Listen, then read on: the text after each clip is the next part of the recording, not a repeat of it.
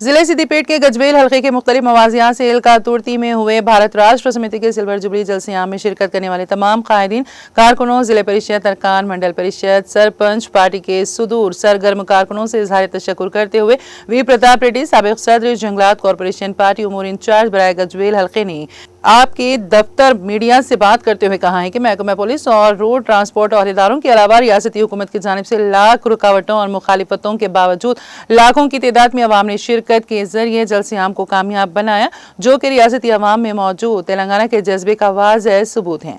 उन्होंने रियासती हुकूमत और महकमा पुलिस के अहदेदारों पर जोर दिया है कि वो BRS कायदीन और कारकुनों को हरासा करने से बाज रहें।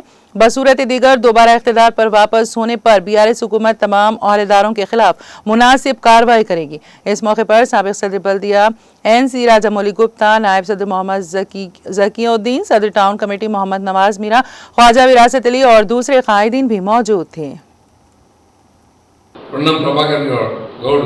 నలుగురు కూడా అక్కస్సు వెలారెక్కిరు।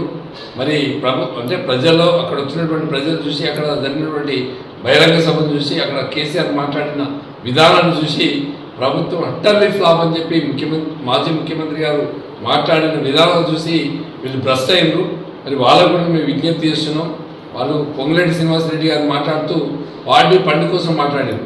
అయ్యా, నీకు రాజకీయ అవగాహన లేదు, నువ్వు వ్యాపారవేత్తవి, నువ్వు డబ్బులు వెదజల్లి మంత్రి పదవి కొనుక్కున్నావు కాబట్టి రాజకీయాల గురించి నీకు అస్సలే తెలియదు।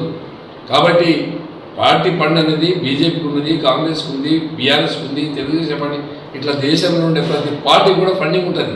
ఫండింగ్ లేకపోతే, ఫండింగ్ ఎవరైనా ఇవ్వకపోతే పార్టీలు ఎట్లా రన్ చేస్తాం? 25 లక్షలు 25 సంవత్సరాల నుంచి పార్టీ రన్ చేయాలంటే డబ్బులు కావాలి కదా। మరి డబ్బులు కావాలంటే ఎవరో ఫండింగ్ ఇవ్వాలి కదా। దాతలు ఉన్నారు కాబట్టి రాజకీయ పార్టీలు బతుకుతున్నాయి। దానిలో భాగంగా బీఆర్ఎస్ పార్టీ కూడా రన్ చేస్తున్నది।